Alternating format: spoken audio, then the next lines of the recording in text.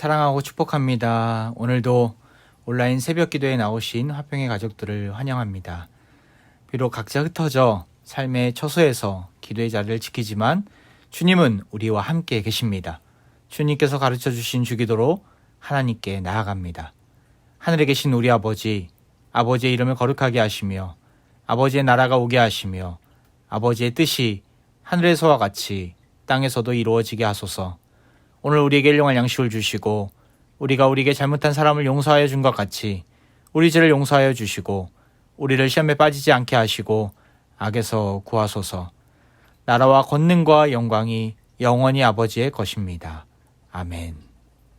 찬송가 575장 함께 찬양합니다.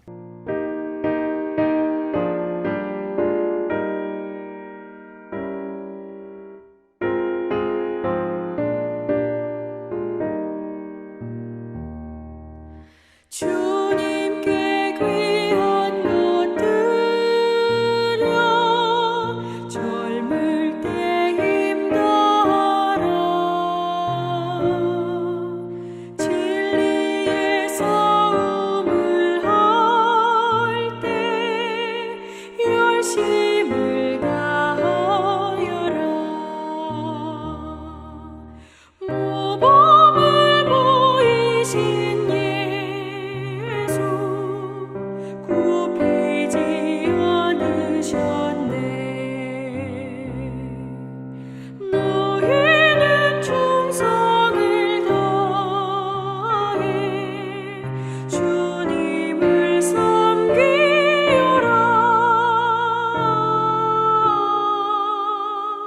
주님께 귀한 것들여 젊을 때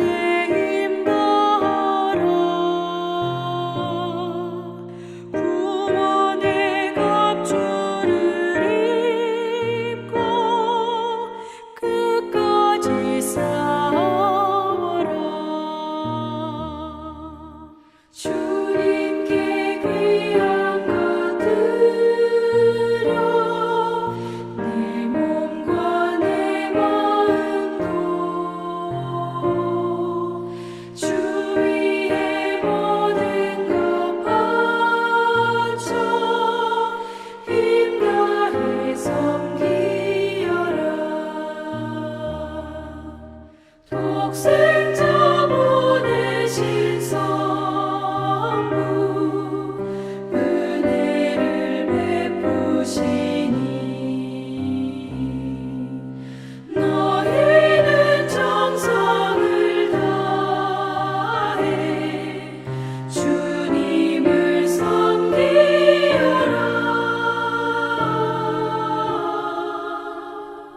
주님께 귀한 것들여 젊을 때 힘다하라 구원의 갑주를 입고 끝까지 싸워라.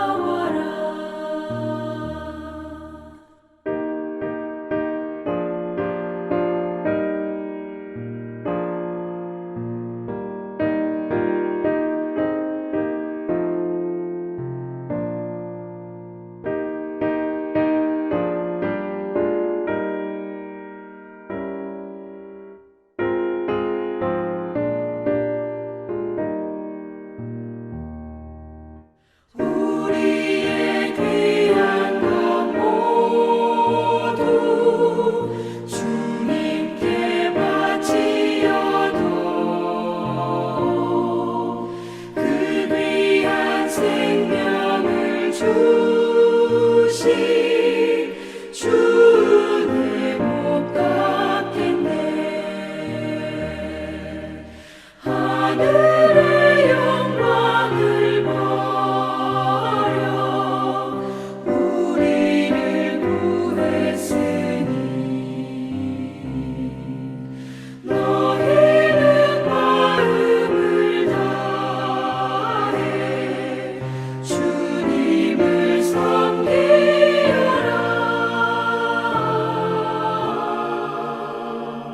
주님께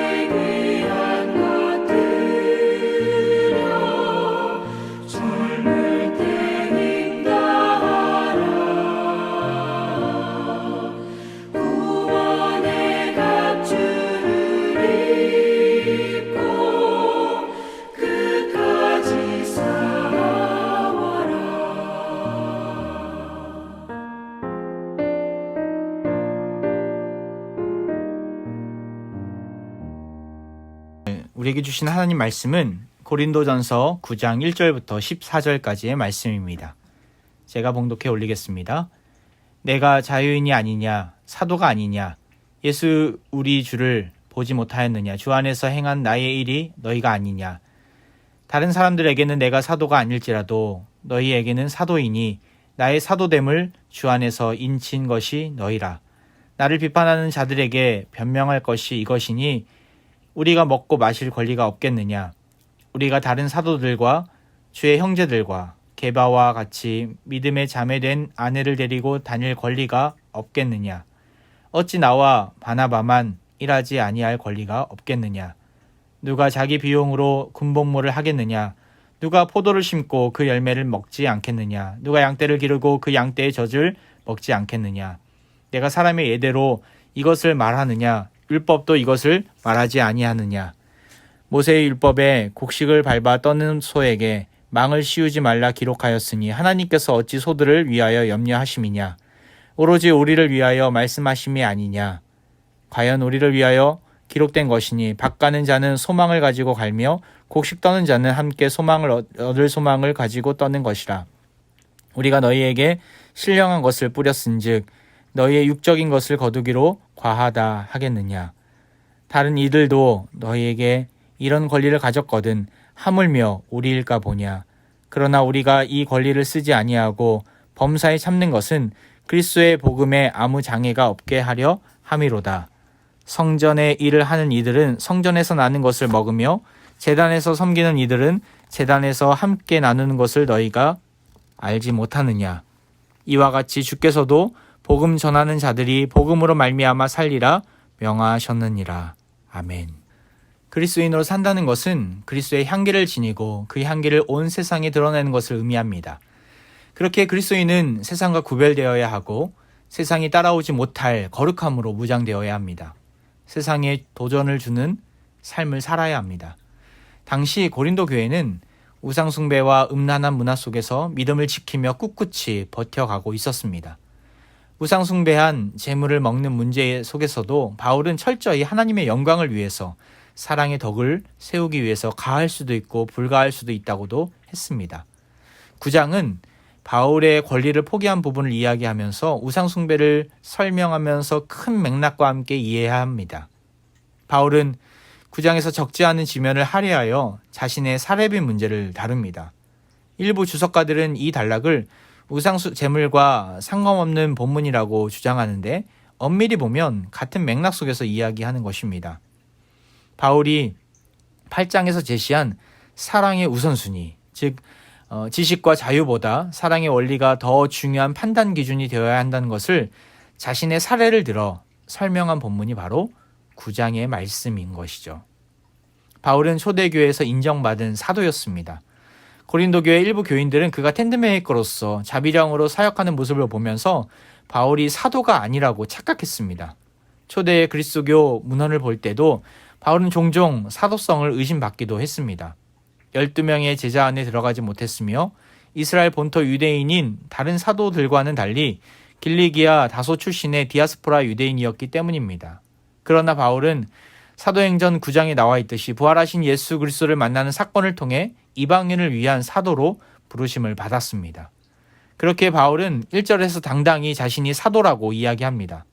내가 자유인이 아니냐, 사도가 아니냐, 예수 우리 주를 보지 못하였느냐, 주 안에서 행한 나의 일이 너희가 아니냐. 당시 사도로 인정받으려면 조건이 예수님을 본 자이어야 했습니다. 바울은 다메섹 도상에서 예수님을 보았고 만났습니다. 그것을 근거로 사도라 인정받은 것이죠. 고린도 교회 안에서도 이 근거를 통해 사도로 인정받았습니다. 나아가 분명히 사도였지만 그는 많은 것을 포기하였습니다. 4절에 먹고 마시는 권리, 5절에 베드로처럼 배우자와 함께 사역하는 권리, 6절에 노동하지 않고 주어진 사역만을 할 권리. 하지만 그는 텐트 메이커로서 이 모든 권리를 포기하고 의도적인 희생을 자처했습니다. 거기에는 특별한 이유가 있었죠. 12절입니다. 다른 이들도 너희에게 이런 권리를 가졌거든 하물며 우리일까 보냐. 그러나 우리가 이 권리를 쓰지 아니하고 범사에 참는 것은 그리스도의 복음에 아무 장애가 없게 하려 함이로다. 자신의 사역이 물질에 얽매이지 않기 위해 그리고 순수한 사역자로 하나님께 충성하기 위해서 스스로 권리를 포기하는 그 자리를 선택한 것이죠. 농무가 수고하고 얻은 곡식을 취하는 것이 당연하듯 사역자가 대접을 받는 것도 당연합니다. 그러나 사도 바울은 그것마저도 주님을 위해서 포기했던 것이죠. 우리는 사도 바울에게서 주님을 위해서, 복음을 위해서 자신의 권리를 포기하는 성숙함을 배워야 합니다. 나아가 사도 바울은 하나님께서 책임져 주신다는 믿음이 있었죠. 14절입니다. 이와 같이 주께서도 복음 전하는 자들이 복음으로 말미암아 살리라 명하셨느니라. 예수님은 누가복음 9장 말씀처럼 제자들을 파송하시면서 아무것도 가지지 말라라고 하셨습니다. 우리가 지지난주에 말씀을 듣지 않았습니까? 그 이유가 여기에 있는 것이죠. 하나님 나라와 영광을 위하여 살아가는 자들에게는 복음을 전파하는 그곳에서 보상이 놀랍게 주어질 것이라는 사실을 아는 자들입니다. 부름받은 제자라면 이런 믿음이 있어야 합니다. 현실에 대한 어려움과 두려움으로 벌벌 떠는 것이 아니라, 그런 인생이 아니라 하나님께서 책임져 주시리라는 믿음을 가지고 나아가야 합니다. 그러할 때 놀라운, 정말 기가 막힌 하나님의 역사를 경험할 수 있습니다. 예수님도 그렇게 사역하셨고 바울도 또한 믿음으로 그렇게 사역했습니다. 이것은 하나님께 맡겨본 자만이 아는 놀라운 비밀입니다. 하나님께서 책임져 주시리라는 믿음을 가지고 나아갈 때 주님은 더욱더 귀한 것으로, 가장 아름다운 것으로 책임져 주실 것입니다. 인생은 광야길입니다. 광야길 속에서 우리는 하나님께서 주시는 메추라기와 만나를 먹으며 살아가는 존재들이죠. 만나는 다음 날까지 보관하지 못하는 음식이었습니다. 단 하루만 먹을 수 있는 음식이었죠. 하나님은 매일매일 은혜를 구하기를 원하셨기에 하루만 먹을 수 있는 만나를 주신 것이죠. 내일 일은 남몰라요 고백하면서 오늘 하루도 주실 은혜를 기대하면서 나아가길 원합니다. 시련 속에서 힘들어하는 지체들이 계십니까? 고난 가운데서도 입술로 외쳐야 합니다. 하나님은 나를 사랑하시기에 나에게 가장 좋은 것을 주시는 분이십니다. 이 고난은 하나님께서 나에게 유익을 주시는 과정입니다. 라고 말입니다. 사명자의 삶은, 제자의 인생은 주님이 책임져 주십니다.